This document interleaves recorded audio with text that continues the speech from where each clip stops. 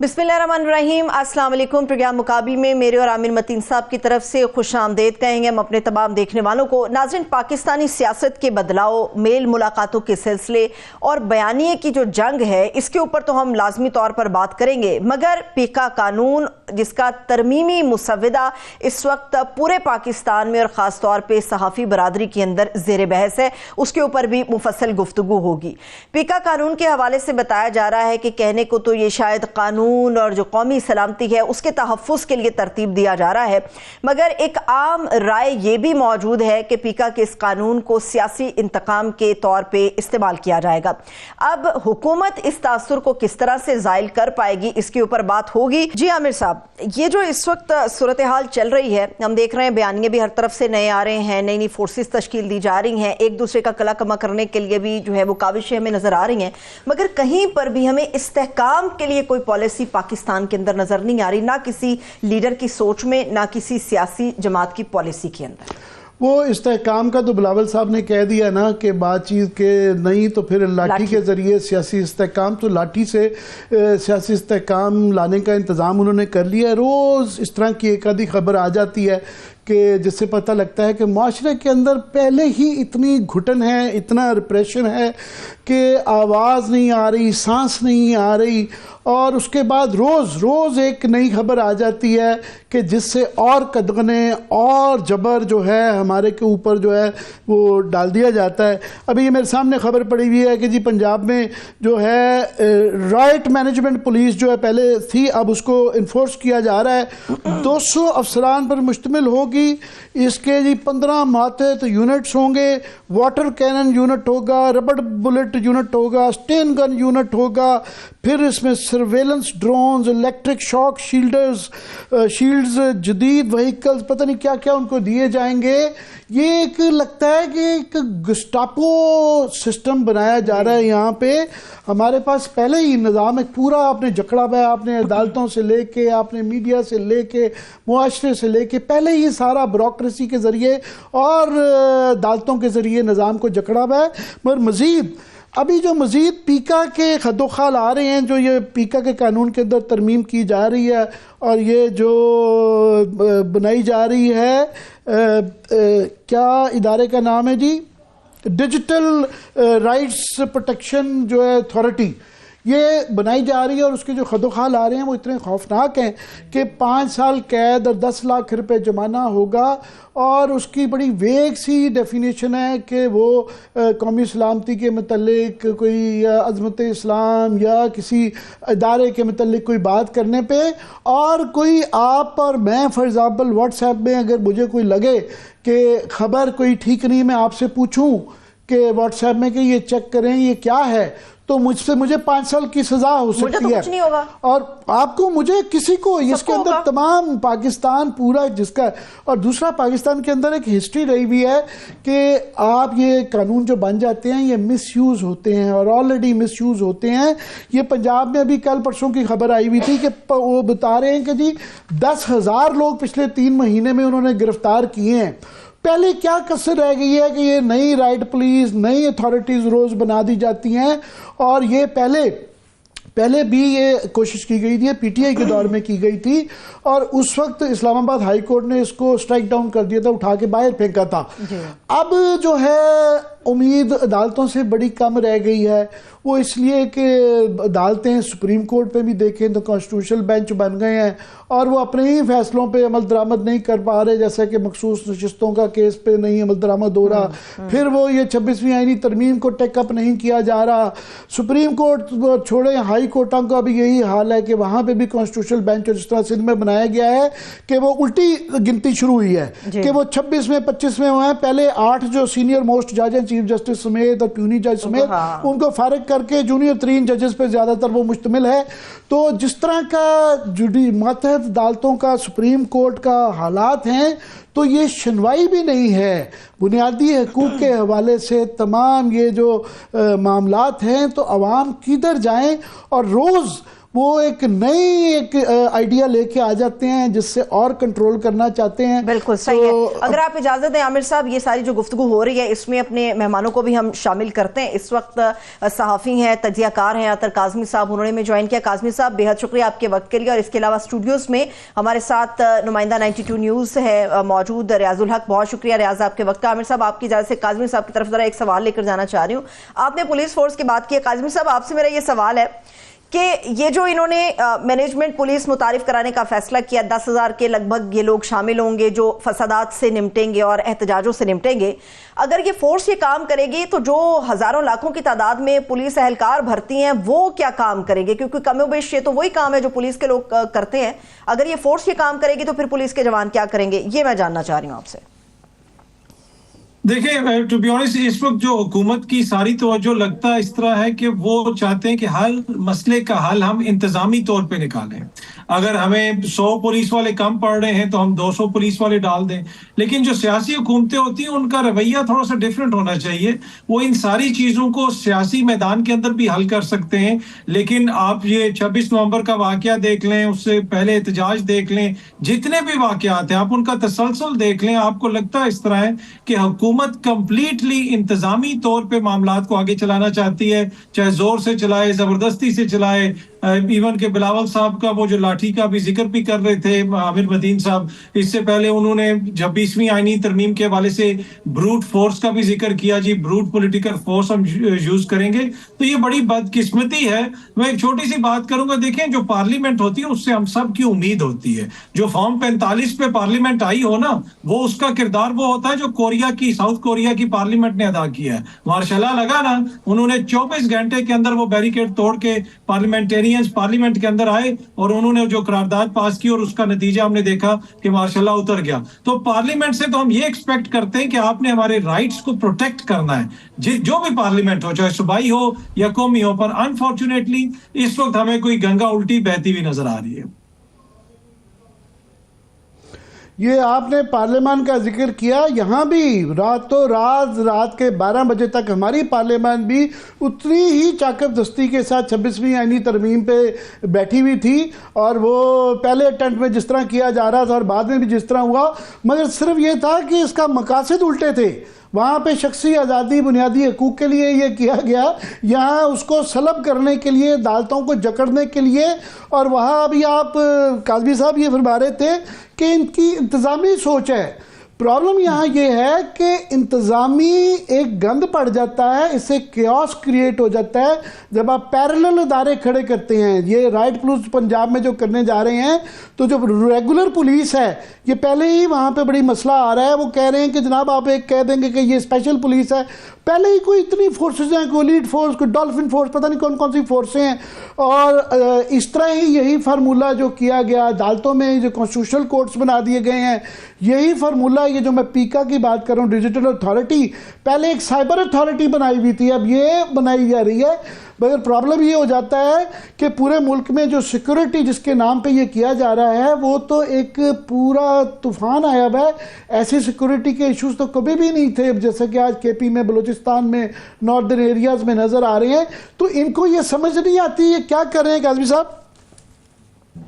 देखिए, इनका main issue ये है आमिर साहब कि इनके पास वो जो एक सियासी लेजिटिमेसी होती है उसको लैक करते हैं। और उसमें फिर हमें नजर आता है कि वो जो एक सियासी कॉन्फिडेंस होता है हुकूमत के पास, एक जमहूरी हुकूमत के पास, वो भी इनके अंदर नहीं है। ये हर चीज में इनको अपने लिए खतरा नजर आता है और ये हर सियासी जो इनका मुखालिफ है ये उसको दुश्मन बनाने की जो है चक्कर में रहते हैं। अगर आप देख लें जो जिन मसाइल का आपने जिक्र किया, ये इतने गंभीर मसाइल हैं कि तवज्जो तो सारी उस तरफ होनी चाहिए। लेकिन कितनी हमने प्रेस कॉन्फ्रेंसेस देखी कि जहां पे हमारे वुज़रा बैठे हों और वो सुबह से शाम तक मसलसल टीवी पे हमें बता रहे हो कि बलूचिस्तान का ये इशू है, खैबर पख्तूनख्वा के जो बॉर्डर के इलाके हैं वहां से इस तरह इन्फिल्ट्रेशन हो रही है, उसमें तो हमें बहुत कम तवज्जो नजर आती है। हमें वो तवज्जो नजर आती है सियासी मुखालफिन के ऊपर कि जी ये फसादी हैं, ये मुल्क दुश्मन है और इन्होंने मुल्क में फसाद कर दिया। जब आपका ये एटीट्यूड हो कि वो फोर्सेस जिन्होंने मुल्क में सबसे ज्यादा वोट लिए हैं, अगर आप उनको मुल्क दुश्मन साबित करने पे तुले में, तो बुनियादी तौर पे तो आप मुल्क की आबादी की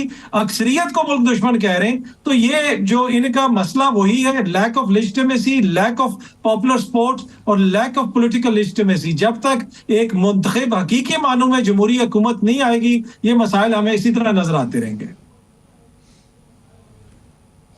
जी, मैं चाहूँगा कि रियाजुल हक जो हैं ये ब्यूरोक्रेसी को और इंतज़ामी मामलात को बहुत अच्छे तरीके से कवर करते हैं। रियाज, ये जो एक पैरेलल बॉडीज़ बनती जाती हैं कि पहले जिस तरह साइबर का वो एक इदारा अथॉरिटी पहले ही बनाई गई है और उसके अंदर उसका क्लियर नहीं था कि जनाब FIA से वो साइबर विंग लेके उसको बनाया बार वो गैर फ़ाल है अभी तक। ये अब नई डिजिटल अथॉरिटी आ जाएगी, इसके खदोखाल नहीं समझ आ रहे कि ये क्या हैं, और जो उसकी आ रही है उसकी नीयत और उसके कॉन्टोर्स जो बताए जा रहे हैं, तो ये क्या होगा? ये इम्प्लीमेंट होगा या अदालत से उड़ जाएगा? बहुत शुक्रिया आमिर मतीन साहब। बिल्कुल ऐसा ही है। इतनी कन्फ्यूजन और केओस है कि जब हम डॉक्यूमेंट्स को देखने जाते हैं, ऑफिसर से जाके पूछते हैं इसकी क्या तफसील है। आपने मिसाल दी कि जी इन्होंने जो है वो साइबर क्राइम की और इन्होंने एक एजेंसी पहले बनाई, फिर पता चला कि जनाब वो साइबर क्राइम की एजेंसी अगर बनाएंगे उसका DG इंडिपेंडेंट होगा, वो सारा कुछ वो तो इंटीरियर मिनिस्ट्री से और FIA से हट जाएगी। लिहाजा फिर इनको एहसास हुआ ओहो नहीं ऐसा नहीं करते। फिर इन्होंने उसको वापस किया और कहा जनाब वो लीगल मसाइल हो जाएंगे, हम उसका बाद में देखेंगे, फ़िलहाल जो साइबर क्राइम वो FIA ही देखेगी, चूँकि उस पर ऑलरेडी उसके पास बहुत से केसेस होते हैं, लिहाजा उन्होंने वापस जो है वो उसको कर दिया।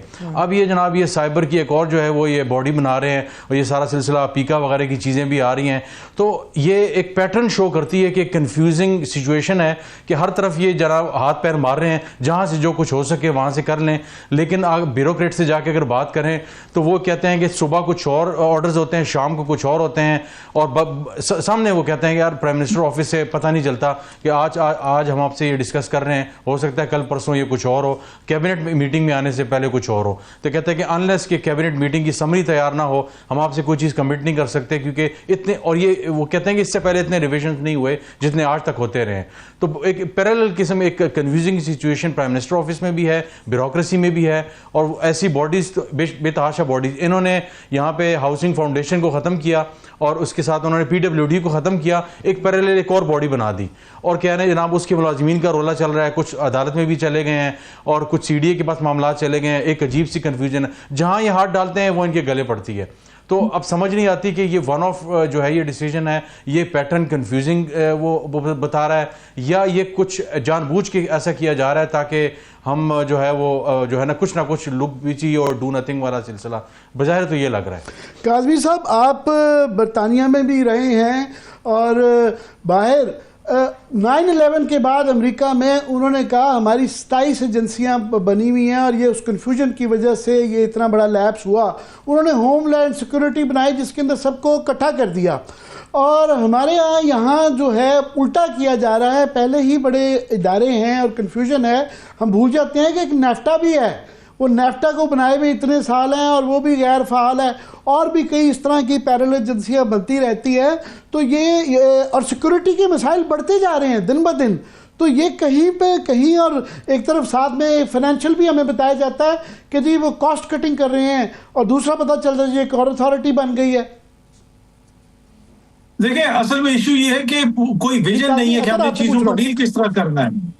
अगर आप पंजाब में ही देख ले, एक पेरा नामी एक और अथॉरिटी भी बन रही, कोई रेगुलेटरी अथॉरिटी है इन्फोर्समेंट के लिए, वो भी कोई बनाई जा रही है वहां पे।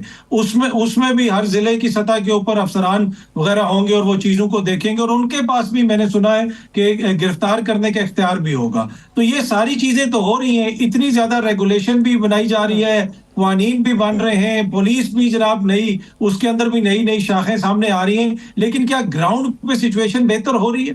विच शोज के असल मसाइल कुछ हो रहे हैं। इनकी तवज्जो जो है, ये जो भी कर रहे होते हैं उसमें एक सियासी आंसर होता है और फिर उसमें एक नी जर्क रिएक्शन होता है कि जो ही कोई चीज सामने आती है उसके रिएक्शन में फौरन पता चल जाता है कि हम ये करने लगे, हम वो करने लगे। प्रॉब्लम ये है कि जो एग्जिस्टिंग अदारे हैं आमिर मतीन साहब, इन्होंने तो उनकी साख को भी दांव पे लगा दिया। अब मोटरवे पुलिस एक ऐसा इदारा है कि जिसके हवाले से मेजॉरिटी पब्लिक ये ओपिनियन रखती है कि वो बड़ा प्रोफेशनल इदारा है, वो रिश्वत नहीं लेते, वो अच्छे तरीके से डील करते हैं। उनके ट्विटर हैंडल से जब इन्होंने एहतजाज को रोकना था, ये हर 4 घंटे बाद ट्वीट्स करवा रहे थे कि जी मोटरवे बंद हो गई है क्योंकि हम मरम्मत कर रहे हैं। तो ऐसे तो आप इन्वॉल्व करते हैं हर इदारों को सियासत के अंदर, अपने मकासद के लिए इस्तेमाल करते हैं। जो इधर पख्तूनों वाला मसला हो रहा है, आज इस्लामाबाद पुलिस ने भी ऐसी एक ट्वीट की हुई थी कि जी पख्तून हमारे भाई हैं, जैसे कोई सियासी जमात ट्वीट करती है। भाई ये हुकूमत का काम है, इदारा जो है वो डायरेक्टली इसके ऊपर क्यों बात कर रहा है? तो ये इशू है कि ना सिर्फ जो मौजूदा इदारे हैं उनको इन्होंने जंग लगा दिया है, और उसके अलावा ये नए इदारे बना के मतलूबा नताइज हासिल करना चाहते हैं जिसमें सियासत जो है वो सामने है, दीगर जो मामलात हैं वो पसे पुश्त हैं। अगर ऐसे ही मामलात चलेंगे तो फिर तो बेहतरी नहीं आएगी।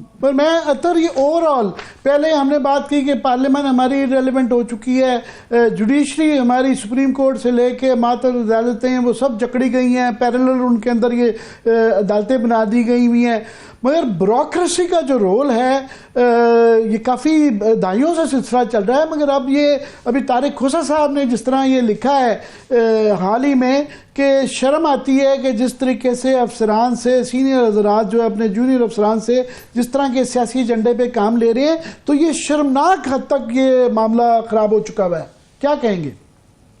अब देखिए ये बड़ी परेशान कुन सूरत हाल है आमिर साहब। ब्यूरोक्रेसी में बहुत सारे लोग इस तरह की बातें करते हैं। अभी आपने खोसा साहब का जिक्र भी किया, मैंने खुद भी उनका कॉलम पढ़ा, उसमें उन्होंने काफी ज्यादा इस हवाले से चीजें लिखी हुई हैं। फिर आप ओवरऑल यूथ को देखें, ओवरऑल कौम को देखें, लगता है इस तरह है कि ये हुकूमत किसी मिशन पे है, ये सियासी इत्तेहाद कि हमने अवाम के स्पिरिट को मारना है। देखिए कौमों का जो स्पिरिट होता है ना वो बड़ा इंपॉर्टेंट होता है। आपके अंदर एक उम्मीद होनी चाहिए कि भाई मैं अपने वोट के जरिए तब्दीली ला सकता हूं, मैं मेहनत के जरिए तब्दीली ला सकता हूं, मैं अदालत के जरिए मुझे इंसाफ मिलेगा। कम से कम पहले ये तो उम्मीद थी ना कि जी हम अदालत में जाएंगे, चले कोई इंसाफ मिल जाएगा। अब हुकूमत बेंच भी खुद बनाएगी, हुकूमत चीफ जस्टिस को भी तैनात करेगी, उस कमीशन में भी उनकी एक तरह से मेजॉरिटी है। तो अब ये मुझे तो इतनी परेशान कुन सूरत हाल लगती है कि देखिए जी मरने वाला भी जो शख्स होता है वो सब कुछ आपको दे देता है, अपनी उम्मीद नहीं देता। आखिरी चीज भी उसकी उम्मीद होती है जिंदा रहने की। वो कहता है सब कुछ ले लो, मेरी उम्मीद मुझसे ना लेना। ये तो लोगों की उम्मीद खींचना चाह रहे हैं कि भाई इनकी उम्मीद खत्म कर दें कि तुम्हारे वोट के कोई हैसियत नहीं, तुम्हारे आईनी राइट्स की कोई हैसियत नहीं। और एंड ऑफ द डे इसमें कौन है विक्टिम? इसमें विक्टिम पाकिस्तान है, इसमें विक्टिम हम सब हैं, इसमें विक्टिम जमहूरियत है, और इसमें कोई जीत नहीं रहा। अगर किसी को गलत फहमी है कि वो ये जीत रहा है तो उसको खुद पता चलेगा कि लॉन्ग रन में उसको कैसी शिकस्त होगी, पर उस वक्त तक बहुत देर हो चुकी होगी। जी, ख़ास तौर पे फिर घूम फिर के हमेशा तमाम जो नज़रें होती हैं वो तो फिर अदालतों के पास होती हैं। मगर जिस तरह आपने अभी जिक्र किया कि अदालतों की जो हाल है, और खोसा साहब ने ख़ास तौर पे इलेक्शन कमीशन का भी जिक्र किया है कि इलेक्शन कमिश्नर साहब जो हैं वो उनका कोई हद ही नहीं हो रही है, उनके जो जिस तरह के वो फैसले कर रहे हैं। और ये हाल ही में ये जस्टिस जहांगीरी को हटा के जो एक रिटायर्ड जज को कर दिया गया है, और जिस तरह हर जगह पे रिटायर्ड लोग अपनी मर्जी के जो कि लगाए जा रहे हैं, लगा दिए गए हैं, उनके पास ये केस लगवाना। पंजाब के अंदर भी जो तमाम रूलिंग फैमिली के केसेस हैं वो एक रिटायर्ड जज के ट्रिब्यूनल में हैं, यहाँ भी रिटायर्ड वाले के पास आए हुए हैं। उस तरह ही अभी तो बाकी वो जो नए जजेस का लगाया जाना है और अपनी मर्जी के जुडिशल कमीशन से, तो सुप्रीम कोर्ट में पहले ही कुछ नहीं रह गया, तो उसके बाद पता नहीं क्या रह जाएगा। लास्ट वर्ड्स काज़मी साहब। बस सर यही है कि हम लोग भी देख रहे हैं जिस तरह पूरी कौम देख रही है। अब इनको खुद ये फैसला करना है कि इस निजाम को अभी आगे बेहतरी की तरफ किस तरफ लेके जाएंगे। इसमें मेन जो किरदार है वो अदलिया का था, लेकिन 26वीं आईनी तरमीम के बाद जो सूरत हाल अब बनी है, अनफॉर्चुनेटली मुझे बड़ी मैं माजरत के साथ और बड़े हम्बली ये कहूंगा कि लगता है इस तरह है कि हमारी सबसे बड़ी जो अदालत है वो इररिलेवेंट हो गई है। यहाँ पे जो कुछ 26 नवंबर को हुआ, ना उसके ऊपर कोई बात हुई, ना कोई उस तरह का हमें कोई बड़ा फैसला वहां पे आता है, ना ही कोई अब अदालत को डिस्कस करता है। कि लगता है इस तरह है कि बस अब जो हुकूमत चाहती है वही होगा, और ये बड़ी एक अनफॉर्चुनेट सूरत हाल है। बहुत बहुत ये लास्ट वर्ड जो इसमें जो है कि अभी एक लगता है कि लोगों ने एक किस्म का मान लिया है, जो है हथियार फेंक दिए हैं इसी तरह से और जो कंप्रोमाइज सा कर लिया है, ये सबसे खतरनाक बात है। बहुत बहुत शुक्रिया अतर आपका। शुक्रिया अतर काज़मी साहब हमारे साथ मौजूद। आमिर साहब आपका भी शुक्रिया, देखने वालों को शुक्रिया। इजाज़त दीजिए, अपना बहुत सा ख्याल रखिए, खुदा हाफिज़।